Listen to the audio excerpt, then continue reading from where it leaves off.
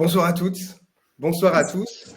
Merci de votre présence pour ce soir avec un nouveau sujet que nous allons vous présenter avec Adeline. Adeline qui réalise un certain nombre, donc qui est artiste bien évidemment, qui vous partagera son expérience artistique, mais aussi sur le sujet de ce soir, du coup, sur les interventions artistiques et notamment sur comment mettre en place des interventions, mais surtout comment les mettre en place en partant de votre activité, de votre travail créatif. Ce que l'on va vous proposer, c'est un petit peu un échange. Donc Adeline va principalement parler de pédagogie, va du coup aussi faire un lien avec toute son expérience, et je proposerai un certain nombre là plus de projets, de liens avec d'autres structures sur lesquelles vous pourrez peut-être vous faire du lien pour ces interventions-là et les mettre en place. Adeline, je te laisse peut-être dire quelques mots et puis enchaîner. Merci Pierrick. Je remercie tout le monde d'être présent ce soir pour nous écouter, échanger autour de l'intervention artistique qui est souvent au cœur de notre pratique, notre métier d'artiste. L'intervention artistique, d'une part, pour nous, c'est une manière de faire perdurer nos savoirs, d'une manière de présenter, de partager nos compétences, de partager nos pratiques d'atelier et d'initier à la création. En mettant en place et vraiment en réfléchissant à quel cadre est propice à l'expérimentation et à l'acquisition d'un savoir-faire. Et d'autre part, l'intervention artistique, elle a aussi une part importante à prendre en considération, qui est une manière souvent stratégique et engagée de structurer notre activité en pouvant diversifier nos ressources de revenus tout en donnant du sens à notre pratique. Et ça, c'est vraiment important. Et on a réfléchi à cette intervention, cette conférence ce soir avec Pierrick, où nous allons aborder des impondérables de l'intervention artistique en répondant à des questions qui sont qu'est-ce que je transmets ? Auprès de qui je le transmets, comment et quel cadre je vais pouvoir mettre en place pour créer un espace pour laisser émerger les possibles. Et pour ça, je voulais commencer par une citation de Sheila Hicks que l'on peut retrouver dans ses entretiens avec Monique Lévi-Strauss qui dit « La main pense, la main parle et la main transmet ». Ce qui fait vraiment le lien, je trouve, avec nos pratiques. Merci. C'est la première question. Merci Pierrick. Alors, la première question, c'est qu'est-ce que je transmets ? Nous avons tous des techniques propres. Excusez-moi, j'ai un son qui bug un petit peu. Je ne sais pas si vous l'entendez. Nous avons tous des techniques propres à notre pratique, des compétences et une singularité. Dans ce que je transmets, il est important dans un premier temps de réfléchir aux techniques que vous avez. Quelle est la palette de techniques que vous allez pouvoir transmettre et partager ? Tu peux tourner, s'il te plaît, Pierrick ? Merci. C'est Pierrick qui gère la molette ce soir. Dans les techniques, donc il y a toutes les notions de savoir-faire. Les gestes, les techniques que vous connaissez, que vous maîtrisez et que vous allez pouvoir proposer et permettre à chaque apprenant de les comprendre, de les apprendre pour être ensuite autonome et aller jusqu'au bout d'une envie, d'une idée et un projet artistique. Et une fois que vous avez fait le point sur toutes ces techniques, je ne sais pas si tu veux rajouter quelque chose, Pierrick ? Oui, tout ça, c'est assez intéressant aussi, puisque lorsque vous allez mettre en place des ateliers, je pense par exemple, on va le voir par la suite, des ateliers avec des amateurs, pas forcément des professionnels ou un public jeune, d'un point de vue commercial ou de la communication, c'est assez intéressant justement de mettre en avant une singularité technique, de faire comprendre lorsque vous allez communiquer sur des réseaux sociaux ou autres, quelle spécificité technique vous allez pouvoir transmettre et pas uniquement de transmettre, voilà, je vais avoir de la gravure ou de la peinture, de la sculpture. Je pense, là, j'ai discuté justement avec une graveuse cette semaine qui, elle, avait cette partie spécifique de je suis buriniste. Donc, je vais faire ce travail au burin. Et donc, c'est ce que je mets en avant lorsque je vais commercialiser ou communiquer sur mes ateliers. Et pas uniquement, on va parler de gravure. Non, c'est ce point-là qui va être mis en avant. Et ça peut aller aussi avec la deuxième partie, du coup, qui va être plus sur les compétences. Sur les compétences. Avec également. Et dans les compétences, moi, je parle surtout de compétences sensibles. C'est-à-dire que, pour moi, la compétence sensible, c'est ce que nous développons en tant qu'artistes dans le contact avec la matière. La manière dont on va observer ce qui nous entoure, l'adaptation du geste qu'on va pouvoir avoir, et puis surtout la qualité de présence que nous pouvons mettre en place lors de la création. Et du coup, je pense que plus qu'une technique, nous transmettons aussi une manière d'être dans la création. Et c'est pour ça que je parle d'éveiller une sensibilité au vivant, au rythme, au dialogue avec la matière. Ce n'est pas seulement il ne s'agit pas seulement de faire, mais aussi de ressentir, de percevoir ce que la matière nous propose, d'entrer en dialogue avec elle. Je pense que accompagner, c'est aussi apprendre à regarder autrement, développer la qualité du geste et du regard. C'est par exemple sentir une tension, respecter un temps de pause, un temps de séchage, accueillir l'imprévu, parce que l'imprévu est souvent très présent dans nos ateliers. Et toutes ces petites compétences subtiles sont fondamentales pour mettre en place un travail artistique. Et ça aussi, ça va aller avec l'expérience que vous allez aussi pouvoir faire vivre aux personnes à qui vous allez transmettre, à qui vous allez proposer un atelier. Cette expérience-là, elle va être très importante. Là, toujours d'un point de vue, du coup, qui est plus le mien sur la partie communication, commercialisation, pour vous différencier, pour lorsque vous allez présenter un atelier à quelqu'un, l'expérience qu'il va pouvoir vivre, l'expérience, justement, cette sensibilité, le regard qu'il va avoir par rapport à la matière est important à lui faire comprendre en amont lors de la commercialisation, mais aussi pendant l'atelier. Vous n'êtes pas juste là pour transmettre une technique. C'est vraiment un ensemble de choses, du coup, à mettre en avant et qui va donc avec cette question de la singularité. La singularité artistique, elle est vraiment importante. On peut utiliser le même médium que notre collègue et par contre, se l'approprier et en faire sa patte, sa singularité. Chaque artiste a une voix propre et cette richesse-là, elle va rendre chaque enseignement unique. En tant que passeurs, nous transmettons bien plus qu'une méthode.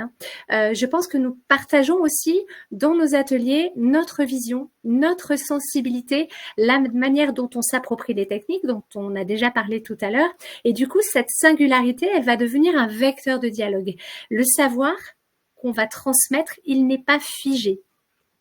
Et tous ces éléments-là vont permettre aux stagiaires de ne pas recevoir uniquement une technique, un savoir-faire précis, mais aussi on va pouvoir les inviter à affirmer leur propre singularité et à explorer les possibles, à rentrer dans une démarche de création aussi eux à leur rythme dans les ateliers. Et je pense vraiment qu'en tant qu'artiste, notre manière de travailler, de montrer comment on interagit à la matière, comment on peut partager notre vision de l'esthétique, comment nous créons un espace propice à la création dans notre travail va donner aux stagiaires une manière de chercher, d'explorer, de rentrer aussi dans cette dynamique et du coup de se questionner, de sortir des sentiers battus.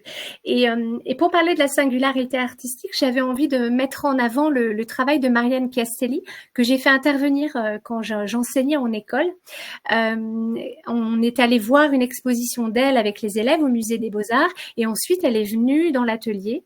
Elle a amené des sculptures, et vraiment, elle a eu, je trouve, ce lien qu'elle a fait entre son processus créatif, la manière dont elle appréhende les formes, les volumes, la manière dont elle crée, elle met en place plein de petits protocoles, elle a partagé ça avec les enfants pour les amener à se questionner et à chercher dans le sculptural autrement. Et ça a été une expérimentation par le jeu très riche et très sérieuse. On s'est mis à jouer sérieusement avec la matière, avec la couleur et avec Marianne. Et j'ai trouvé que c'était un très bel exemple de partage de singularité artistique. Ce qui fait notre singularité entre artistes, c'est qu'on va jongler constamment avec le processus de création. Le processus de création, c'est ce qui englobe toutes les étapes du cheminement artistique, du questionnement initial, on part de quoi, on va où, à la réalisation, en passant par l'exploration, les moments de doute, les essais, les loupés, les réussites, heureusement qu'il y en a quand même aussi. Et c'est en partageant ces expériences-là sur le cheminement artistique, sur notre processus, qu'on va pouvoir rendre palpable aux stagiaires toutes les phases invisibles de notre travail. Quand on va dans un musée, on ne se rend pas forcément compte, si on ne sait pas, de toutes les étapes qui sont derrière les œuvres. Et du coup, on va pouvoir amener aussi les stagiaires, les apprenants sur ce chemin-là. Je trouve que c'est vraiment intéressant. En ayant conscience de notre propre processus de création, on va vraiment pouvoir créer un espace d'expérimentation partagée. Et donc, une fois qu'on a la réponse à la première question, on va pouvoir partir sur la deuxième question, les différents publics, puisque bien évidemment, il y a votre singularité, mais il y a votre capacité à pouvoir adapter ce que vous proposez à des publics qui sont parfois très différents. Oui, c'est vrai. Parce que dans notre profession, l'avantage, c'est qu'on peut toucher tout le monde. Après, chacun d'entre nous, on va avoir des appétences pour tel ou tel public. Voilà. Moi, par exemple, j'interviens très souvent auprès d'adultes professionnels, auprès d'enfants et de tout jeune public. Par contre, il y a des publics comme les personnes âgées où moi, je me sens pas d'appétence et j'interviens pas. Certains artistes le font très bien. C'est parfait. Voilà. Dans les publics, moi, je distingue les jeunes enfants des enfants, les adolescents, les adultes et bien évidemment, il y a aussi les publics spécifiques auprès desquels on peut intervenir. Une chose là-dessus aussi, en plus bien évidemment de vos appétences, il faut que vous compreniez que en fonction donc là de ces différents types de publics, il y a parfois des dispositifs complètement différents. Et donc c'est important pour vous que vous puissiez peut-être aussi faire des choix parfois, cibler les personnes, puisque il vous sera impossible d'aller contacter, d'aller démarcher, d'aller produire du contenu pédagogique pour des enfants de 3 ans, des enfants de 6 ans, des personnes en situation de handicap. On parlera également des personnes incarcérées, des adultes de tout niveau, des personnes âgées. Pour les handicaps, il y a vraiment des différents types de handicaps. Donc c'est aussi important pour vous de pouvoir, en fonction de vos appétences, bien évidemment, faire un ciblage. Ça sera beaucoup plus simple par la suite pour développer une offre et pouvoir mettre en place beaucoup plus d'ateliers. Alors, en ce qui concerne les enfants, j'ai proposé deux tranches d'âge. Pour moi, le jeune enfant et l'enfant. Ce que je mets dans les jeunes enfants, c'est entre 1 et 6 ans, qui correspond aux RAM et aux crèches. Donc, les RAM, ce sont les relais d'assistante maternelle et les enfants qui rentrent à la maternelle. Parce que pour moi, ces tranches d'âge-là, ils sont encore dans une maturité sensorielle et maturité motrice en développement. Les gestes ne sont pas encore sûrs, ils ont besoin de manipuler librement, ils sont en train d'acquérir la parole, la marche, le graphisme. Il se passe beaucoup de choses pour eux et là, ils sont vraiment dans l'exploration et la découverte de leur environnement. Ce sont souvent c'est souvent une tranche d'âge qui a un temps de concentration très court.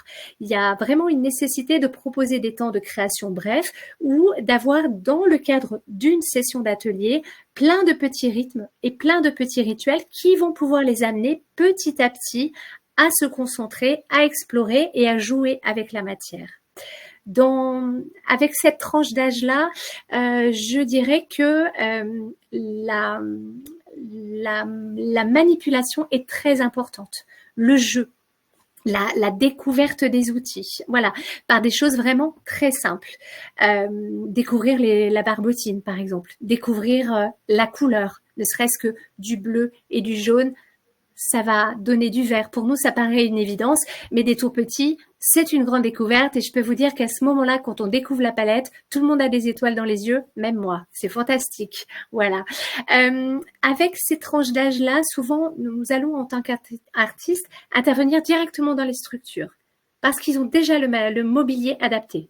C'est un élément à prendre en compte. Un jeune enfant, il va pas pouvoir venir dans nos ateliers ou parce que les chaises ne sont pas adaptées, les chevalets ne sont pas adaptés. Donc ça, c'est important à prendre en compte. Et parfois, nous avons même besoin de fabriquer des outils pour leurs mains. Moi, à l'atelier, j'ai une série d'outils que j'ai dû fabriquer parce que les tout petits, voilà, par rapport à ma main, ils ont une petite main comme ça et ça ne fonctionne pas. Avec ces âges-là, pardon, ils sont pas encore dans la représentation, dans la figuration. Donc, on va jouer de manière intuitive avec la matière. Voilà, on va découvrir plutôt ce que ça fait. C'est froid, c'est chaud, quelle couleur. Voilà, déjà, d'explorer tout ça, c'est vraiment important. Alors, sur ces âges-là, je vais presque devoir refaire un redécoupage, entre guillemets, à l'intérieur pour présenter des différents dispositifs, puisque il y a un premier dispositif qui existe, qui est donc l'éveil artistique et culturel, spécialisé pour les enfants de 1 à 3 ans, avant qu'il y ait leur entrée en école maternelle. Ce dispositif-là, il a notamment été discuté, alors cette rencontre nationale de l'éveil artistique et culturel des jeunes enfants date de 2017. Je vous mettrai bien évidemment, hein, comme nous en avons l'habitude, la synthèse dans la base de données que nous pourrons fournir. Et c'est assez intéressant d'aller le feuilleter puisqu'on se rend compte, notamment, et on pourra le voir après sur les autres dispositifs, de toute la manière dont sont pensés ces dispositifs-là. Tout ce que vient de vous dire Adeline va notamment se retrouver, mais être très bien détaillé sur comment on va aborder ces ateliers-là, les questions, en effet, d'attention, d'adaptation au public. Et ensuite, vous allez avoir la manière dont sont organisés de manière très concrète ces dispositifs-là. Alors, bien évidemment, il y a les différents réseaux que vous pouvez contacter par vous-même, RAM, crèche, etc. Il va y avoir uniquement sur la partie atelier, certaines associations, je pense là de ce que je vous ai mis, l'association Pépita sur Marseille, le réseau Montmartre aussi présent sur Paris, sur Nantes et également sur Marseille, que vous pouvez contacter parce qu'ils ont déjà certains partenariats avec des crèches. Là, ça va être principalement pour la partie, en effet, atelier. Ensuite, vous allez avoir, et c'est pour ça que vous avez le logo du centre Tinius, donc Centre d'art contemporain de la ville de Montreuil, qui organise une résidence. Une résidence qui a un double objectif, celui de favoriser la création contemporaine, mais également celui d'apporter cette création-là auprès d'un jeune public. Et donc, il y a une résidence qui est organisée sur la ville de Montreuil, avec les différentes crèches de la municipalité, puis cela va donner lieu à une restitution au centre d'art. Donc ça, c'est aussi un nouveau modèle qui existe, donc n'hésitez pas à regarder autour de chez vous quelles sont les résidences. Donc pour moi, tout simplement, hein, pour les trouver, j'ai tout simplement cherché résidence artistique, éveil artistique et culturel, de manière à faire confronter ces deux sujets-là. C'est également ce que va proposer donc la ville de Portbouc dans les Bouches-du-Rhône avec le centre d'art Fernand Léger. Donc, vous avez un petit peu ces trois solutions-là. Vous pouvez directement contacter des structures, vous pouvez passer par des structures intermédiaires. Je pense pour le réseau Montmartre, sur leur site directement, vous avez la possibilité de candidater, on va dire, et de proposer des ateliers. Et ensuite, vous avez la partie où, là, bien évidemment, vu qu'on part de votre activité artistique, de votre création, de lier résidence artistique, atelier et restitution. Donc ça va vraiment être pour les 1-3 ans. Ensuite, à partir du moment où on rentre à l'école, il y a d'autres dispositifs et je vais laisser Adeline poursuivre puisque ces dispositifs-là vont aller quasiment jusqu'à la sortie du collège. Donc, je te laisse reprendre et je poursuivrai par la suite. Ça marche. Alors, moi, je distingue les maternelles et ensuite les élèves qui rentrent en primaire. Là, les besoins sont un petit peu différents, je trouve. Il y a une importance de la structuration et du cadre qui doivent être plus clairs pour cette tranche d'âge-là. Pas que avant le cadre n'est pas important, c'est juste que le cadre, on ne va pas l'utiliser de la même manière. Là, les enfants ont beaucoup plus de compréhension des consignes et ils ont des repères temporels. Ces repères temporels-là, on va pouvoir les utiliser pour élaborer des projets avec eux. Cadrer un temps d'atelier avec un rythme, on va pouvoir en discuter avec eux, ils vont pouvoir se projeter, tout comme sur une session d'intervention avec une restitution par exemple. Ils vont vraiment pouvoir rentrer aussi eux et s'investir dans ce rythme-là. Ensuite, c'est important de pouvoir valoriser le processus de création et pas seulement le résultat. Souvent, dans cette tranche d'âge-là, ils vont avoir peur de mal faire. Ils peuvent avoir des freins et des blocages. Du coup, de mettre en valeur le processus, d'amener les gestes techniques de manière progressive va leur permettre toujours d'être dans des acquisitions et des recherches positives et constructives. Ce sont des enfants qui, à cet âge-là, ont une maturité sensorielle et motrice encore en évolution, il faut pas oublier. Ils affinent leur coordination, leur dextérité, ils commencent à mieux maîtriser les gestes, pas toujours le maniement du ciseau, qu'on soit bien d'accord, c'est encore quelque chose de délicat. Et ils ont quand même besoin que ce qu'on va leur proposer reste accessible. Même si on complexifie au fur et à mesure de l'évolution du projet. Ça, c'est important. Là, c'est un âge où je rajoute encore 2-3 trucs. On est à la course au temps, c'est ça. Là, c'est un âge où la pensée est en construction, c'est-à-dire que ils sont dans la figuration, ils peuvent vraiment commencer à donner du sens à ce qu'ils font, à se représenter des idées, des émotions, et l'imaginaire, là, est un très, très bon levier avec ces tranches d'âge-là. On peut passer aux ados. Alors, les ados, c'est un public qui est souvent difficile à toucher parce qu'ils ne viennent pas facilement dans nos ateliers. Parce que ce sont des jeunes qui sont en véritable transition identitaire. Ils veulent être grands, mais ils ne le sont pas encore tout à fait. Du coup, parfois, pour eux, ça peut être compliqué de se positionner et compliqué de s'autoriser à créer, à jouer. L'impact du groupe va être très important. Le regard, le jugement.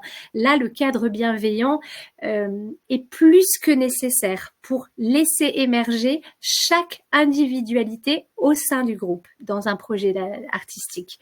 Je dirais que là, si ces jeunes-là vous suivent sur un projet, s'ils y croient autant que vous, ils vont tout donner. Et là, c'est une tranche d'âge extrêmement généreuse. Ils vont s'impliquer dans un projet, ils vont s'investir, ils vont être force de proposition. Et là, on va pouvoir aller très, très loin. J'ai mis 4 petites photos d'un projet que j'ai mené avec des jeunes de CM2, où là, ils étaient à fond dans les mangas, dans l'atelier, ça n'arrêtait pas. Adeline, on a envie de faire ça. Ok, on s'en est saisi. On est parti sur la réalisation de petits portraits. Ça, c'est vraiment un projet qu'on a construit ensemble. On part de quoi? Petit portrait, chacun a recomposé son visage et on s'est dit, ok, on va aller se prendre en photo dans la cour de récréation avec son vêtement préféré. Vêtement préféré des ados, survêt basket, super projet, voilà, avec leur petite trombine en manga. J'ai vraiment vu les jeunes évoluer dans ce projet, c'était très intéressant. Alors, pour reprendre un petit peu sur les différents dispositifs, sur le dispositif principal qui existe, alors le choix qu'on a fait, c'est de cadrer ces interventions uniquement dans la partie scolaire.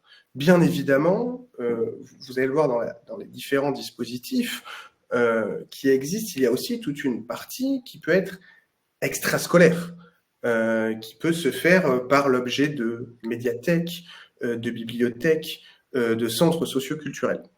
Ça, bien évidemment, mais on va aussi l'aborder sur un public adulte.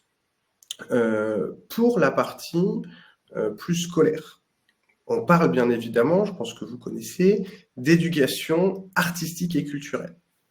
Et je vais l'aborder après, notamment d'un plan d'éducation artistique et culturelle qui là commence dès l'âge de 3 ans et qui va se finir dès l'âge de, jusqu'à 15 ans en classe de 3e.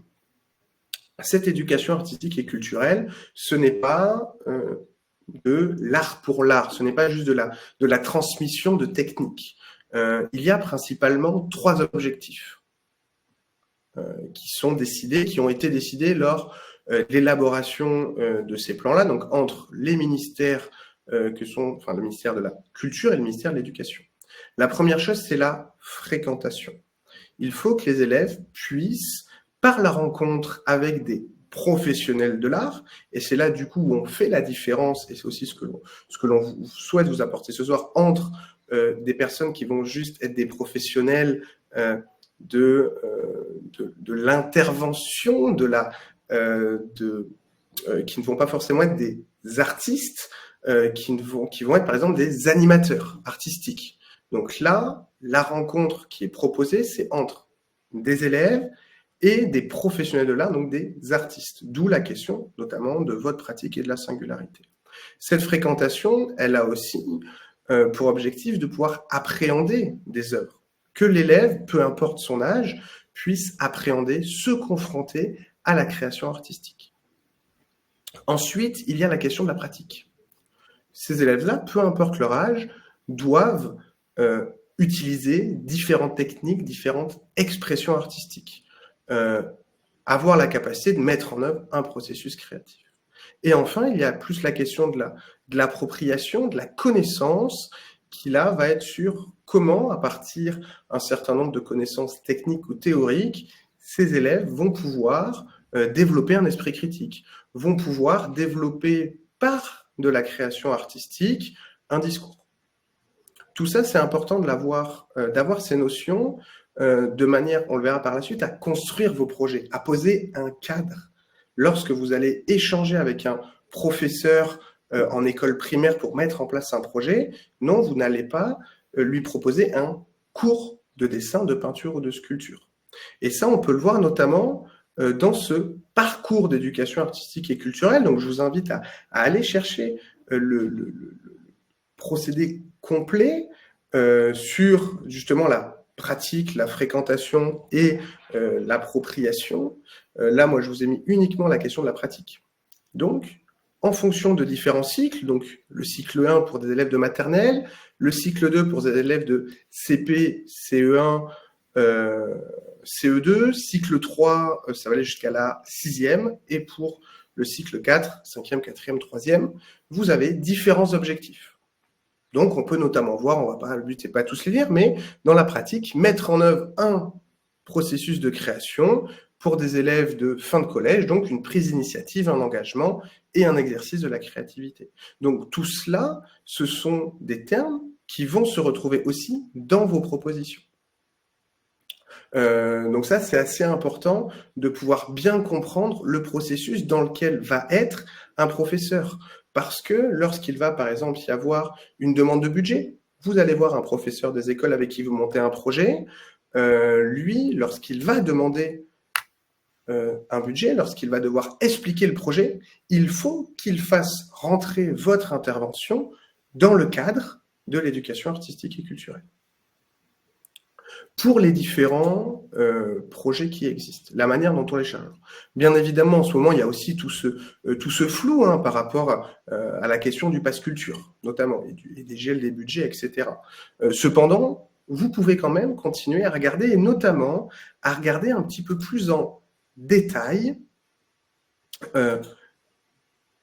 tous les dispositifs régionaux qui existent, peu importe où vous habitez. Moi, j'ai fait une petite recherche et je vous la propose à partir de la région Auvergne-Rhône-Alpes. Donc, vous pouvez aller voir déjà au niveau des DRAC.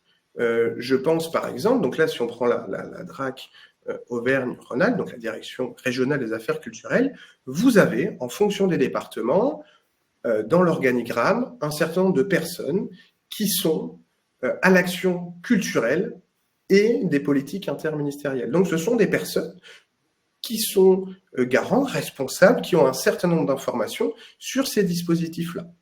Donc, ce sont des personnes ressources à consulter. Ensuite, dans la démarche, j'ai été regarder tout simplement éducation artistique et culturelle, région Auvergne-Rhône-Alpes.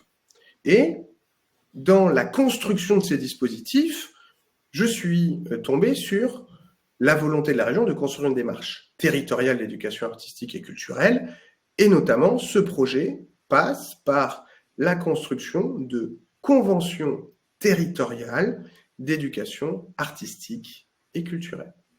Ces conventions, un exemple avec la ville de Roanne, qui est en effet tout en bas de la chaîne, donc là au plus proche de vous, et on peut voir la décomposition très verticale de ces projets-là. Donc il y a une convention qui a été signée entre la Direction régionale des affaires culturelles, la Direction régionale de l'alimentation, de l'agriculture et de la forêt, la région Auvergne-Rhône-Alpes, l'Académie de Lyon, le conseil régional, le conseil départemental, l'agglomération rouennaise et enfin la ville de Roanne.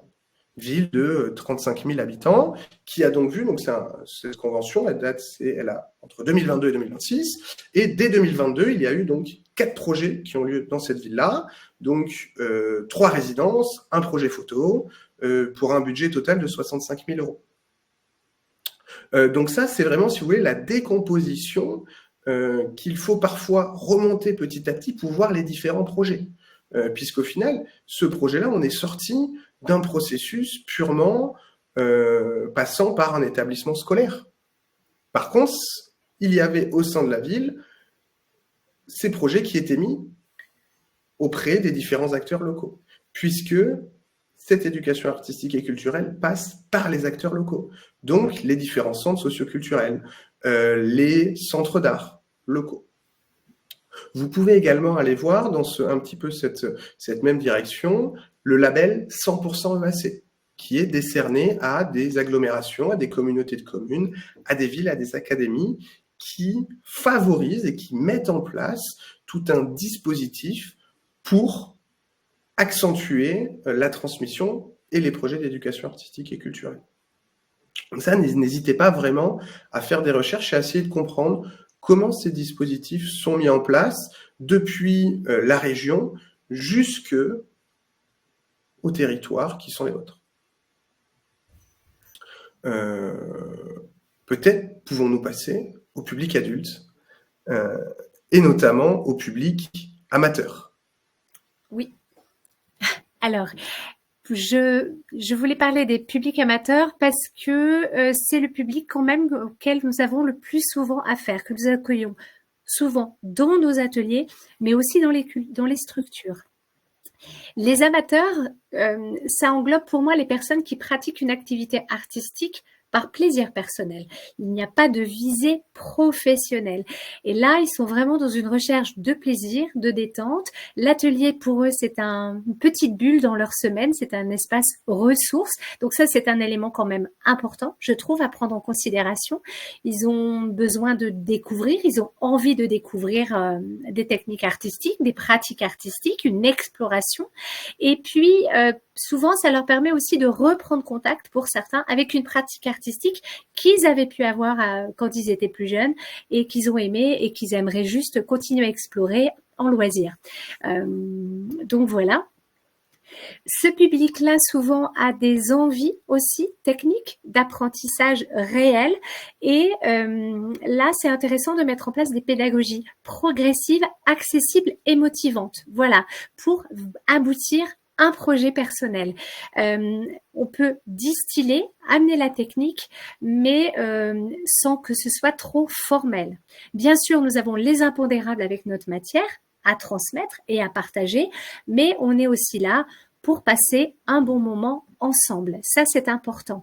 Ce public d'amateurs, il a envie de s'exprimer, il a envie d'explorer, il a envie de créer. Et ça, c'est un bon moment de partage en général avec eux. Voilà. Et du coup, pour ces publics-là, alors, différentes possibilités. Alors, je pense que vous les connaissez. Là, c'était vraiment pour faire un rappel. Un premier espace pour la transmission auprès d'un public amateur, on y reviendra un peu plus en détail par la suite, mais c'est votre atelier. Vous pouvez très bien proposer à vos clients, à vos collectionneurs, à des personnes qui vous suivent sur les réseaux, de venir à votre atelier. Ça fait partie aussi de l'expérience. Ensuite, vous avez un certain nombre de structures. Je vais penser aux centres socioculturels. Alors là, avec l'exemple de Paris, je vois que le logo des centres Paris-Anime ne s'est pas affiché parfaitement, mais vous avez forcément autour de chez vous des centres socioculturels qui organisent, alors pareil, on y reviendra sur les différentes possibilités, mais parfois des stages courts, 1-2 jours, ou parfois des ateliers récurrents sur l'année. Là, il peut y avoir un public d'âge très différent. Donc, n'hésitez pas à regarder quelles sont les structures autour de chez vous, de regarder leur programme et potentiellement d'aller à leur rencontre. Ensuite, vous allez avoir un certain nombre de structures, plus donc entreprises ou associations. Je pense à Paris au Pan, pour la ville de Paris, les ateliers Paris, ou encore les ateliers des petites écuries. Ça, c'est pareil. Vous avez un certain nombre d'ateliers privés, dans beaucoup de structures et dans toutes les régions, vous en avez. Donc là, c'est pareil, juste une démarche pour aller regarder ce qu'ils proposent, quelles sont les techniques, quelle est également leur singularité aussi, puisque ces structures-là ont des singularités, une vision de la transmission. Et enfin, une autre possibilité qui va être d'aller toucher un public d'amateurs dans un cadre professionnel. Donc, dans ce cas-là, aller directement réaliser des ateliers en entreprise. Ça pourrait quasiment faire l'objet d'une heure de présentation, bien évidemment, parce que c'est encore un autre cadre, donc une autre temporalité, d'autres modalités. Mais là, vous pouvez aller voir donc The Art Office qui va proposer certains types d'ateliers. Donc ça peut être intéressant d'aller étudier tout ça et de regarder comment vous pouvez l'adapter. Sur le public en entreprise, vous pouvez soit directement contacter des entreprises par vous-même, soit vous avez un certain nombre d'entreprises privées qui vont jouer un petit peu le rôle d'intermédiaire. Je pense que Le Pan va organiser en plus d'ateliers dans leurs propres locaux, des team building. Vous avez une agence comme Studio Artera, par exemple, qui va proposer aux artistes avec lesquels elle travaille d'intervenir auprès de certaines entreprises. Vous pouvez aller regarder aussi tout ce qui va être comité d'entreprise, par exemple. Un petit point rapide, puisque on l'a mis dans la slide précédente, sur votre relation aussi à un public professionnel. Là-dessus, on a décidé de pas forcément faire une slide entière, puisque au final, ce public-là de professionnels, donc vous en tant qu'artiste, pour la formation d'autres artistes, n'est pas forcément quelque chose qui va être extrêmement répandu. Ça va parfois passer par des organismes de formation. Je vais penser, Adeline, par exemple, là où tu interviens sur la maison du potier, la maison de la céramique, mais où on va beaucoup plus être sur une pratique d'artisanat d'art. Quand on regarde, par exemple, sur de la peinture, on va avoir des organismes comme Artemisia, qui va plus faire former des artistes pour de la peinture décor. Donc là, c'est assez compliqué parfois d'aller chercher un public de professionnels sur de la transmission vraiment de cette singularité dans votre création. Ensuite, il va y avoir les publics spécifiques. Les publics spécifiques. Et là, c'est un champ très vaste où chaque public a sa spécificité. Ça va être compliqué de tout détailler parce que je vois l'heure qui défile. Il y a les personnes en situation de handicap, les personnes hospitalisées, enfants, ados, adultes, à chaque fois, les personnes en structure médicalisée, souvent les personnes âgées. Donc là, vous avez les personnes âgées en structure médicalisée et aussi en résidence. J'ai rencontré il n'y a pas très longtemps une intervenante qui intervient dans ces deux structures-là auprès du public de personnes âgées et les personnes incarcérées. Voilà. Chaque champ a ses problématiques et du coup, pour nous intervenants, ça nous demande souvent des adaptations. Quant à la mise en place de l'intervention, la disponibilité et la rencontre auprès des équipes qui sont sur place. Et ça, je pense que de rencontrer les équipes en amont et de vraiment avoir un espace d'échange avec elles pour pouvoir construire l'intervention et de bien comprendre quel est notre public, quels sont les besoins et les attentes, pour mettre en place, pour structurer notre intervention est importante. C'est intéressant aussi de voir comment on peut adapter des outils, comment on va devoir nous aussi s'adapter à l'espace dans lequel on va intervenir, parce que là, on n'est pas du tout dans nos ateliers et parfois, il y a des problématiques aussi d'hygiène, etc., qu'on doit prendre en considération. Et là, en fonction du public, on va devoir adapter notre rythme d'intervention, les temps de concentration, les besoins et les impératifs du lieu. Ça, c'est vraiment important. Là, je dirais nos interventions, eh bien, ne jamais préjuger des capacités des personnes. Souvent, on peut être très surpris par leur possible dans la création. C'est vraiment intéressant. Moi, au début, quand j'étais étudiante en psychologie, pendant 4 ans, j'étais dans des ateliers au centre Léon Bérard à Lyon. Peut-être que certains d'entre vous connaissent, qui accueillent des personnes très atteintes par différents cancers ou après des accidents très très graves, des accidents de la route ou des accidents de la vie. Et là, j'ai vraiment vu des personnes créer dans des conditions personnelles très particulières et donc pas de préjugés sur les capacités des personnes. C'est important de les accueillir avec un regard neuf et surpris, étonné. Voilà. Donc là, je l'ai déjà dit, mais travailler avec les équipes, c'est important. Vous n'allez pas pouvoir construire votre intervention sans leur soutien. Ils vont parler de l'intervention auprès des personnes qui sont présentes. Vous pouvez même demander, selon les structures, que soit présent 1 ou 2 référents. Voilà. Moi, j'ai fait plusieurs interventions en institution psychiatrique. Je demande toujours que des soignants soient présents. Même si, une fois que les personnes passent la porte de mon atelier, les soignants et les patients sont tous des personnes qui viennent créer avec moi. C'est important aussi que les soignants, qui sont des personnes référentes, qui connaissent les problématiques, nous, on les connaît pas forcément. Et moi, je tiens pas à savoir aussi les difficultés de chacun. Les soignants sont là aussi pour réagir s'il y en a besoin et nous accompagner à certains moments. Voilà. Ils sont là aussi pour parler de nos interventions dans les services. Et ça, c'est important pour les inscriptions. Le contenu de votre atelier va avoir là des spécificités.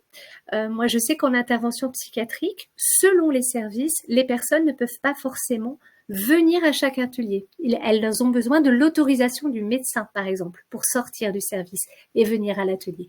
Donc là, comment vous allez penser la progression du projet si tout le monde ne peut pas être là à chaque fois ? Moi, ce que j'aime bien, et ça c'est ma manière de construire l'intervention, j'explique toujours au départ, je propose toujours une réunion, un petit moment convivial, on boit un petit jus et je présente ce qu'on va faire ensemble. Et là, j'explique que notre projet, souvent une restitution, chaque pièce commencée sera terminée coûte que coûte. Donc, ce seront des pièces qui pourront être faites à 2 mains, 4 mains, 6 mains, peu importe. Et du coup, chacun va se détendre aussi dans l'intervention. On est là pour créer ensemble, peu importe ce qui se passe et je dirais les aléas de la vie de chacun. Voilà. Et souvent, après l'intervention, il y en a qui peuvent venir à la restitution. Parfois, ils ne peuvent pas venir, mais ils vont pouvoir venir si la restitution, la petite exposition dure un certain nombre de temps. Ils vont pouvoir y venir. Et ça m'est arrivé de recevoir des courriers aussi, quelques temps après, de retour de visites d'expo, qui ont été faites bien sûr de concert avec les infirmiers et les infirmières, mais j'ai trouvé que ce petit lien comme ça qui se tisse après nos interventions est vraiment intéressant. Voilà.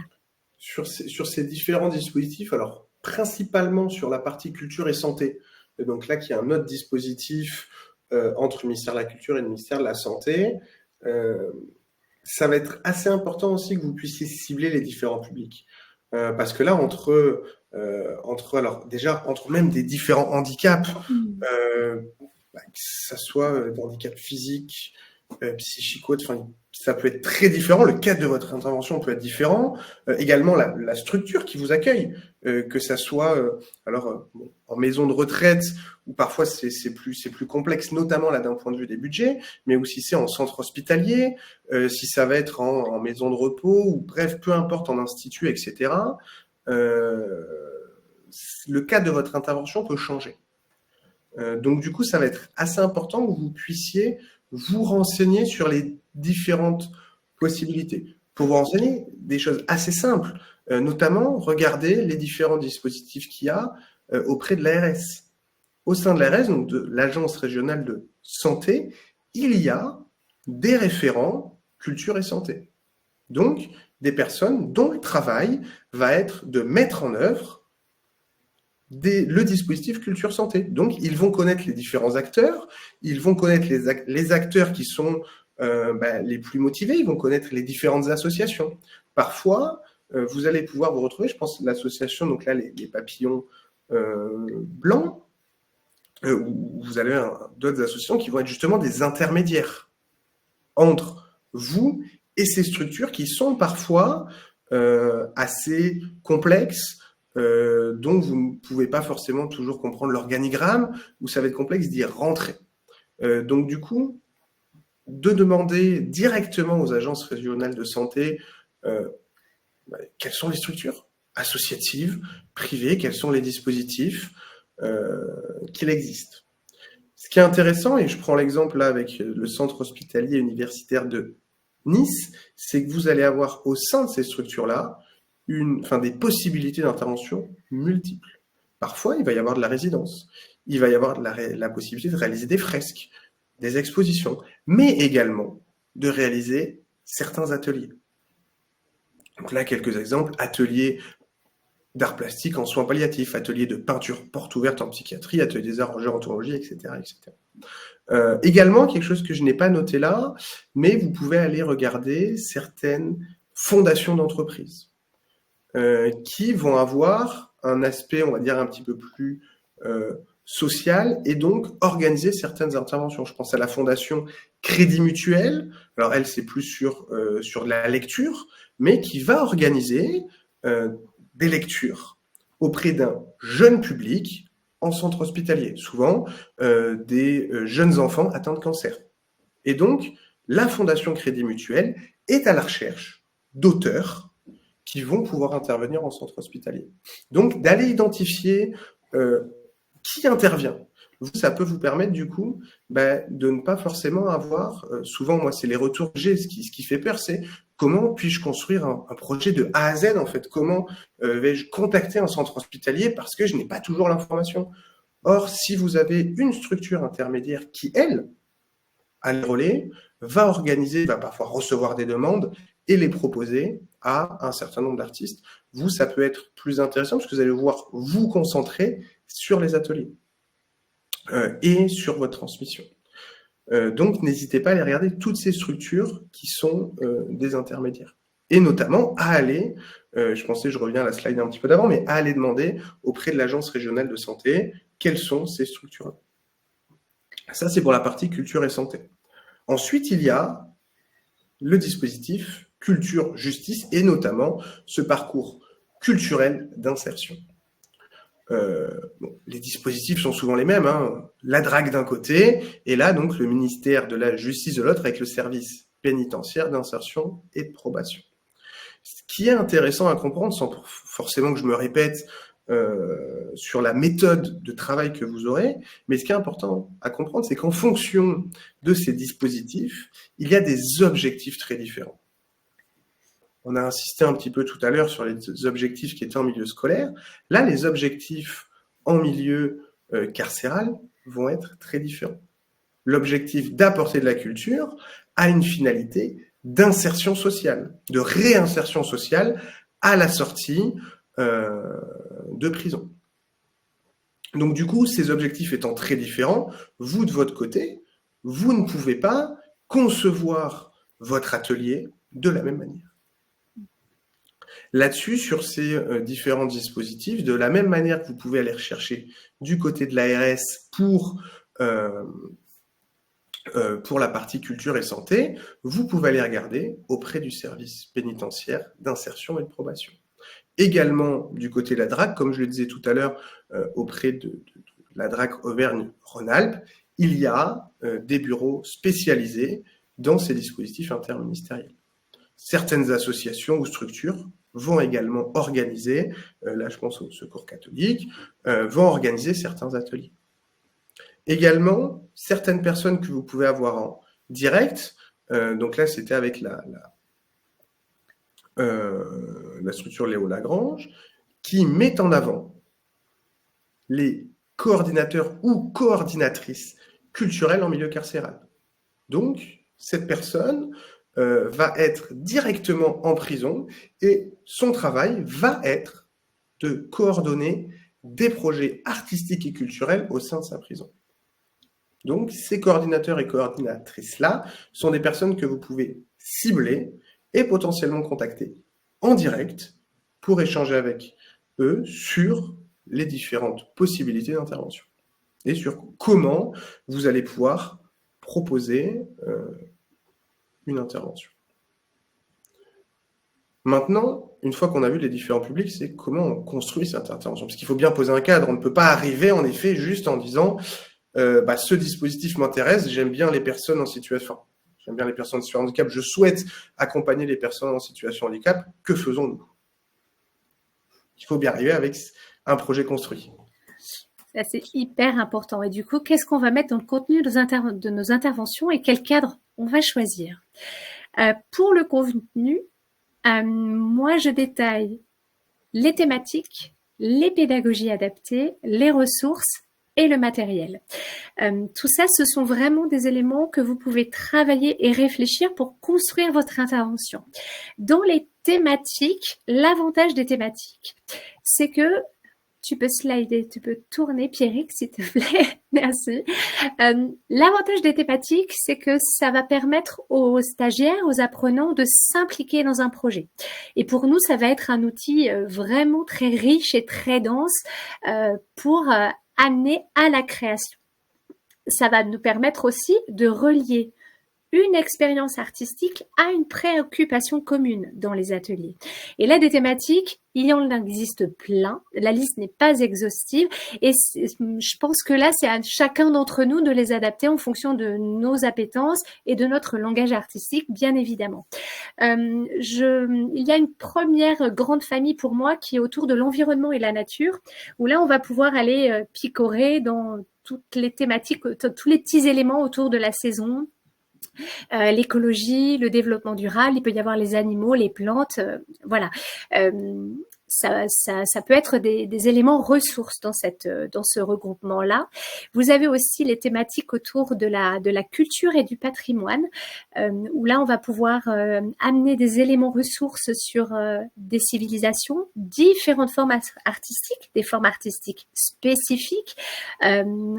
Des architectures, par exemple, si on veut travailler sur des architectures, montrer des architectures différentes selon les pays, selon les architectes aussi.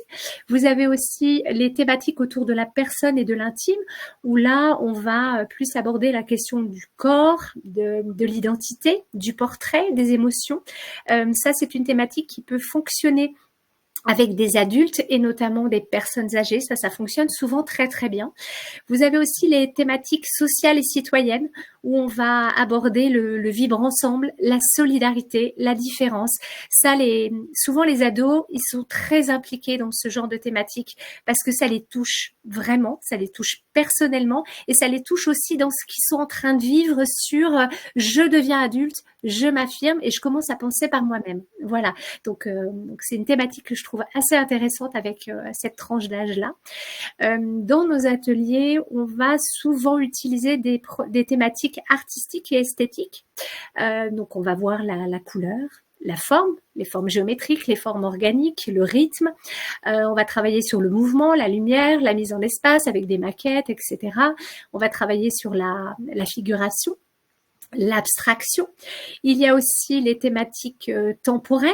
Donc là, ce sont des thématiques que moi j'aime aborder avec les adultes. Je sais qu'avec un public de personnes âgées, par exemple, ou de d'un public carcéral, ce sont parfois des thématiques, enfin souvent des thématiques abordées, où là on va on va parler du temps qui passe, la transformation, la mémoire, les traces du passé, le futur. Voilà, on va se projeter autrement et ça peut être intéressant. Certains d'entre nous, par leur langage artistique, vont avoir plus de sensibilité avec des thématiques scientifiques et technologiques sur les inventions, les machines et des éléments très actuels, je trouve, sur les corps réinventés, les hybridations. En ce moment, c'est d'actualité, donc saisissons-nous de ces éléments-là. Et puis, une dernière thématique qui est très porteuse et très riche en création, je trouve, c'est l'imaginaire et le symbolique, où là, on va pouvoir utiliser les rêves, les contes, les mythes, les légendes, tous ces supports à histoire, en fait, pour créer et inventer un projet, pour créer et inventer quelque chose ensemble. Il y a les utopies, les réels, voilà, les symboles et l'écriture. Ça, ce sont des éléments qui peuvent être vraiment intéressants à utiliser. Et une fois qu'on a réfléchi, voilà, aux thématiques qu'on avait envie d'aborder avec les publics, eh bien, comment on va faire ? Quelle forme de pédagogie on va pouvoir choisir? Alors là, dans les pédagogies, il y en existe plusieurs. Moi, j'en ai choisi deux qui, je remarque, sont souvent utilisées dans nos ateliers. Peut-être que certaines et certains d'entre vous en ont déjà utilisé. Il y a pour moi ce qui s'appelle les pédagogies démonstratives, où là, on va montrer des gestes et des techniques pour que l'apprenant puisse observer, comprendre, expérimenter et ensuite acquérir tous ces gestes-là en vue d'une création. Voilà. Et il y a aussi les pédagogies qui sont les pédagogies actives. Donc, c'est très, très souvent dans les ateliers qu'on utilise cette pédagogie-là. Les pédagogies par le projet, où là, on va proposer un objectif concret à atteindre. Réaliser une exposition, créer une série de sculptures, par exemple, sur le thème de la forêt. En fait, avec un projet individualisé, les stagiaires sont mobilisés autour de cette création-là, d'une création personnelle. Les stagiaires, là, ils vont être acteurs et co-constructeurs de leur projet. C'est très porteur dans les ateliers, ce principe-là. Vous avez aussi les pédagogies ce qu'on appelle par la découverte. Donc là, l'apprentissage, la mise en place de l'atelier va partir d'une expression libre. Par exemple, le projet d'intervention, là, c'est de créer une intervention autour de la forêt. Chacun va créer une installation, autour de la forêt. Le sujet est suffisamment vaste, là aussi, pour que chacun puisse se projeter dans une production finale, mais chaque stagiaire va devoir mobiliser ses savoirs, ses connaissances, explorer, expérimenter pour monter son propre projet. Voilà. Et là, en tant qu'intervenant, on change un tout petit peu de posture et on devient plutôt un guide. On va distiller les éléments dont va avoir besoin le stagiaire pour mener à bien son projet qu'il est en train de construire. Et ensuite, il y a aussi dans les pédagogies actives, les projets collaboratifs qui sont extrêmement moteurs. Là, on va proposer un thème, on va proposer une finalité, un but commun dans lequel on va tous œuvrer. On va créer une exposition avec un banquet où on va tous faire des pièces pour ce banquet-là, par exemple. Là, on va travailler, on va créer tous ensemble. On va devoir réfléchir ça ensemble, on va devoir faire les pièces ensemble et on va les présenter ensemble. Un projet collaboratif. Avec certains publics ou avec certains partenaires, ces dynamiques-là sont vraiment très fortes et très intéressantes à mettre en place. Et donc, tout ce dont Adeline vous parle là, bien évidemment, il y a la partie, on va dire, très réflexive sur le fait de quelle thématique je vais mettre en place. Mais il ne faut pas s'en arrêter là, en fait. Il faut que tout ceci puisse vous permettre de poser un cadre. Mais ce cadre-là, c'est ce qui va vous permettre de commencer à discuter avec des structures. Commencer à arriver en disant, voilà, la question du public, la question de la formule, la question des thématiques, je viens avec un cadre à vous proposer. Alors ça, c'est un élément très important, de bien travailler en amont votre intervention et votre cadre pour pouvoir le proposer et éventuellement d'avoir anticipé des variantes de ce cadre pour pouvoir réagir et réajuster en fonction des besoins des structures et des équipes que vous allez vous rencontrer. Vous savez, vous, où vous avez envie d'aller, ce que vous avez envie de transmettre, de partager avec les gens, vous amenez ce cadre-là. Mais vous l'avez anticipé. Dans le cadre de l'intervention, une fois que vous avez réfléchi au public, eh bien, il va falloir choisir la formule d'intervention, la finalité, le rythme et le lieu. Voilà. Dans la formule d'intervention, moi, je distingue ce que j'appelle les ateliers ouverts et les ateliers fermés. Ça va vous permettre de gérer les inscriptions.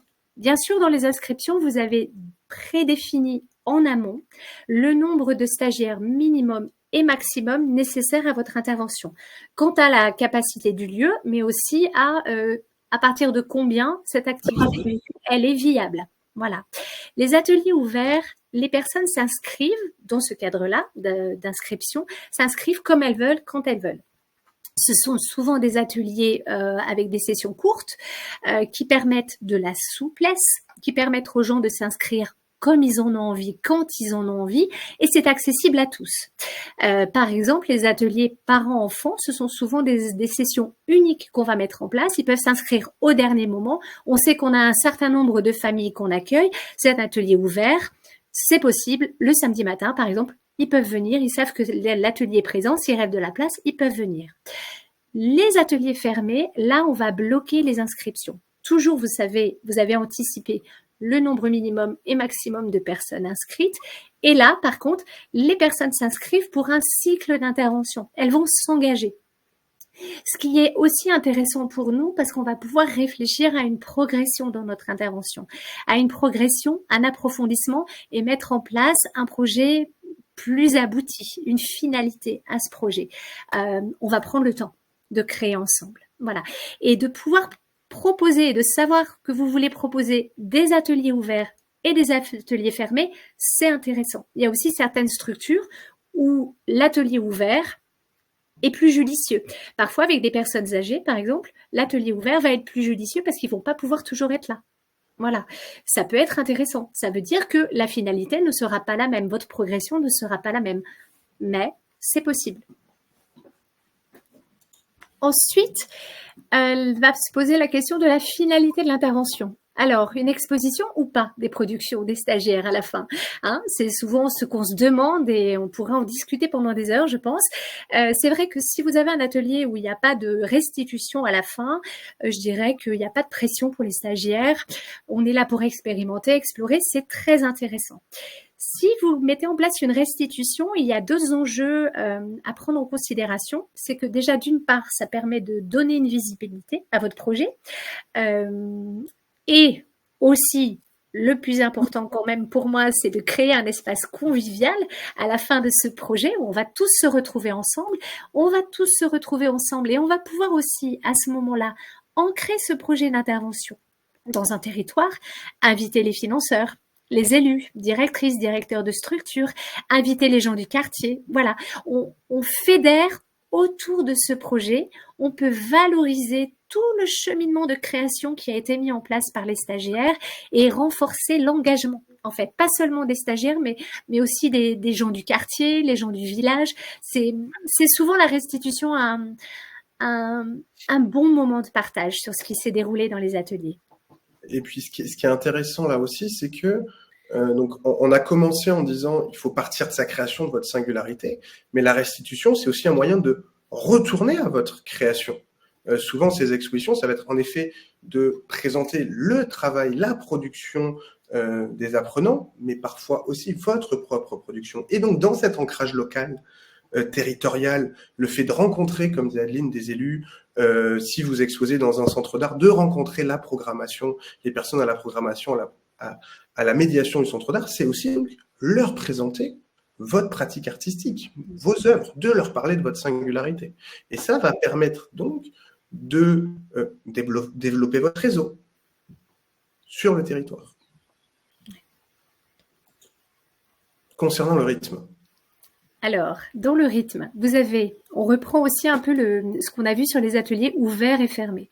Vous avez les ateliers à court terme, sur 1 ou 2 séances, qui sont vraiment des ateliers de sensibilisation et de découverte, qui sont intéressants parce que vous allez pouvoir toucher plein de personnes différentes. Les gens, ils savent qu'ils s'engagent juste pour une séance, par exemple, et peut-être qu'ils vont avoir envie de s'inscrire à une session plus longue sur un projet plus abouti, plus approfondi.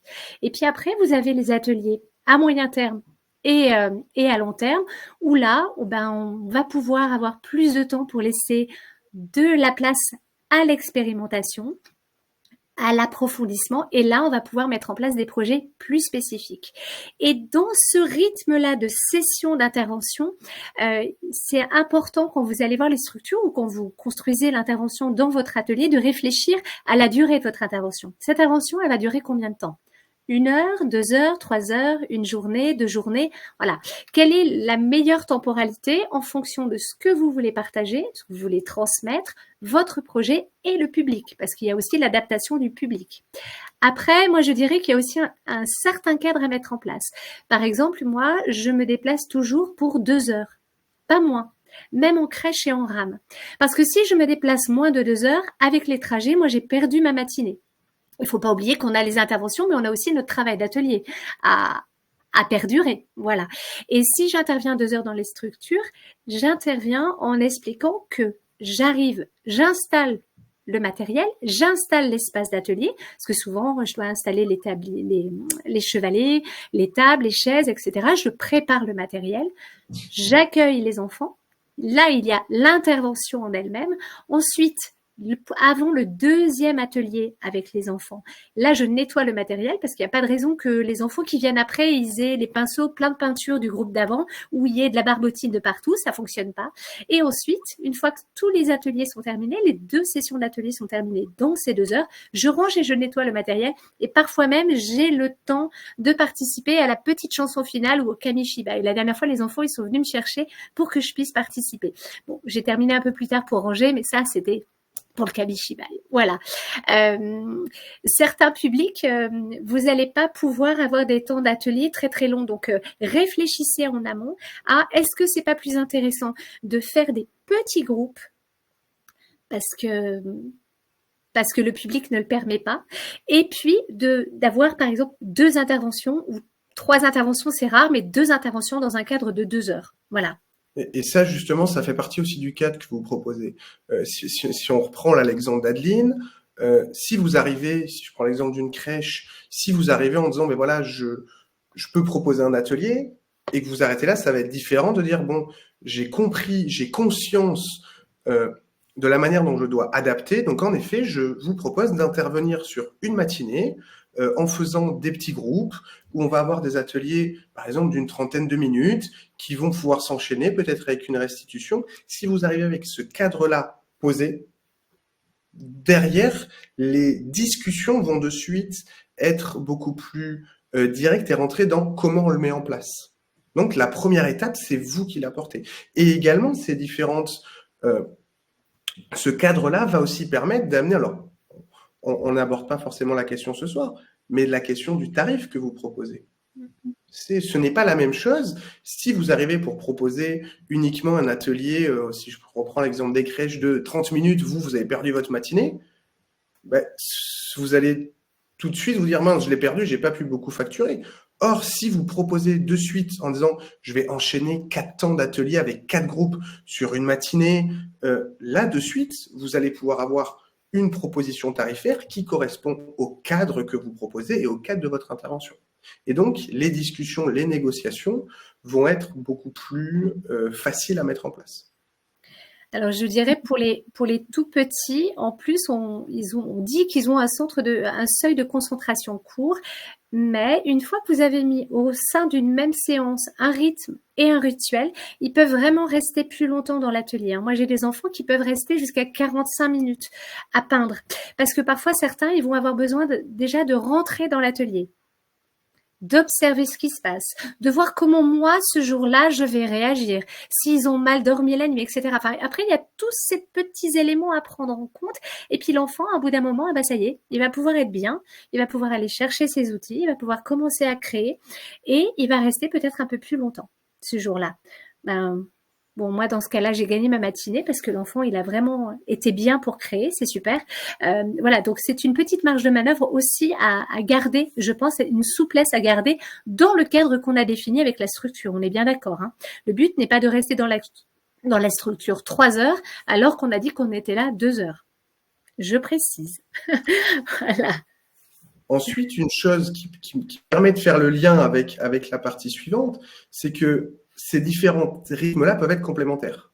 Vous pouvez très bien, alors là, c'est pas un bon exemple avec les crèches, mais avec un public d'adultes ou familial que vous rencontrez sur un temps court pour de la sensibilisation, de la découverte dans une bibliothèque, par exemple, ou dans un centre social, enfin social-culturel, vous pouvez très bien par la suite proposer quelque chose, donc un approfondissement, notamment dans votre atelier. Ça peut être un moyen d'aller à la rencontre de nouveaux publics que vous ne connaissez pas et par la suite d'approfondir ces recherches-là, d'approfondir cette expérimentation, cette immersion au sein de votre atelier.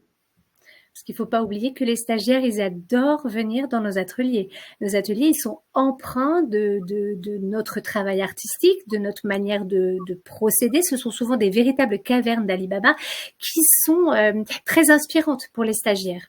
C'est un cadre propice à la création. Voilà, c'est notre cadre de travail, mais c'est aussi un cadre propice à la création pour les stagiaires qui y viennent. L'avantage de faire des interventions dans nos ateliers, eh bien, c'est qu'on a déjà tout le matériel à disposition. Ça, c'est quand même très, très pratique. Voilà. Après, on est souvent limité dans notre capacité d'accueil. Moi, par exemple, dans mon atelier, je peux pas accueillir beaucoup de personnes parce que sinon, on pourrait pas se déplacer. J'ai des 4-5 personnes, grand maximum. J'ai des collègues qui peuvent accueillir que 2 personnes, par exemple. Parce qu'après, c'est pas possible. On n'a pas tous des ateliers de 300 mètres carrés. Voilà, ce serait le rêve, mais malheureusement, financièrement, c'est pas possible. Et puis, quand les sessions se passent dans nos ateliers, c'est à nous de gérer la communication. Voilà, donc comment on la prépare, comment on la diffuse et après, comment on gère les inscriptions. Selon où vous êtes situé, regardez et questionnez autour de vous s'il n'y a pas déjà des structures qui rassemblent les stages, les inscriptions. Moi, par exemple, mon atelier est situé dans le parc régional du Pilat et il y a une association qui s'appelle À portée de main où elle est venue nous rencontrer quand elle a monté cette association. Elle a déjà fait un état des lieux de nos besoins et après, elle recense sur le secteur tous les stages amateurs et c'est elle qui gère les inscriptions. Je peux vous dire que après avoir géré des inscriptions, je trouve ça extrêmement confortable. Donc, si c'est possible sur votre secteur de fédérer ça, ça peut être vraiment intéressant. Et puis, les interventions peuvent avoir lieu aussi dans les structures. Pierrick en a listé plusieurs. Donc là, c'est intéressant parce que ça permet d'intégrer votre projet dans un champ plus large. Là, il faut quand même être vigilant et bien anticiper la question du matériel et de l'espace. C'est-à-dire, pour l'intervention que vous voulez mettre en place, quel est le matériel dont vous allez avoir besoin? Quel est le matériel que vous allez devoir transporter, laisser sur place? Comment faire avec les productions des stagiaires? Parce que selon les modalités d'intervention, les stagiaires peuvent faire des pièces volumineuses, très grandes. Elles vont être stockées où? Dans quelles conditions? Voilà. Vous allez devoir aussi être le garant du cadre de la structure. Bien évidemment, dans votre atelier, il y a déjà un cadre, mais c'est vous qui le décidez, c'est vous qui le choisissez, c'est vous qui le gérez. Quand vous intervenez dans une structure, vous avez le cadre de l'atelier, plus le cadre aussi de la structure à respecter. Et ça, c'est important de le prendre en considération. Et l'avantage d'intervenir dans des structures, c'est que vous pouvez bénéficier de leur communication et du coup aussi de toucher un public plus large et parfois différent de celui qui vient dans nos ateliers. Donc ça, je trouve que c'est chouette. Voilà, des personnes qui peuvent pas se permettre ou qui ne vont pas oser pousser la porte de nos ateliers, on va pouvoir les rencontrer dans des maisons de quartier, dans des centres sociaux culturels. Et ça, je trouve que ça permet une grande ouverture. Et puis, ça peut faire le pont aussi, s'ils n'osent pas, ça peut permettre de faire le lien par la suite après l'atelier. Ça peut être, Oui. comme je disais justement, un temps d'introduction pour par la suite aller jusqu'à l'atelier. Tout à fait. Oui, c'est vrai. Alors, on arrive bientôt à la fin de notre conférence. On n'est pas tout à fait dans les temps, mais presque. Pour terminer, j'avais quand même très envie de vous citer Paul Klee, dont vous pouvez trouver ses cours dans un petit livre qui s'appelle Cours du Bauhaus, que je vous recommande vraiment comme lecture. C'est très intéressant. Et Paul Klee a une très belle phrase qui dit sur la transmission. Il parle de l'enseignement artistique ne doit pas transmettre un savoir tout fait, mais éveiller une capacité à voir. Et je trouve que ça résume vraiment bien ce qui se passe dans nos interventions. Je rajouterais que le rôle de l'artiste comme passeur est vraiment essentiel. Essentiel pour ouvrir des espaces de dialogue, hein, de transmission et de création, où on peut se permettre de croiser les sensibilités individuelles et les expériences collectives. L'intervention artistique, elle nourrit à la fois nos pratiques et nos parcours en tant qu'artistes, mais je pense vraiment qu'elle contribue à faire émerger une vision plus profonde et plus subtile, plus fine de l'acte de créer. Quand on va voir une exposition, quand on va voir une œuvre dans un musée, si on ne connaît pas ce métier-là, si on ne connaît pas les pratiques, on ne se rend pas compte de tout ce qui se passe avant la production de cette œuvre qu'on est en train de voir. Et du coup, la transmission dans nos ateliers, la transmission d'intervention, enfin dans le cadre d'intervention, permet aussi aux personnes d'expérimenter ça et de le vivre. Et ça, je trouve que c'est quand même une grande chance dans notre métier. Alors, pour terminer, je dirais que je vous souhaite à toutes et à tous de belles rencontres riches et stimulantes dans vos ateliers. Merci. Alors, merci à vous et aussi, du coup, merci Adeline. Merci Pierrick. Et j'étais ravi de faire cette préparation et également cette présentation avec toi. Un petit rappel, alors n'hésitez pas, nous mettrons sur le site la base de données, donc on vous mettra quelques liens, peut-être de documents qu'on a abordés un peu plus en vitesse. Et puis, donc, il nous reste à souhaiter une très bonne soirée. Et puis, à très vite. Bonne soirée. Merci beaucoup. Merci Pierrick. Merci à tous. Au revoir.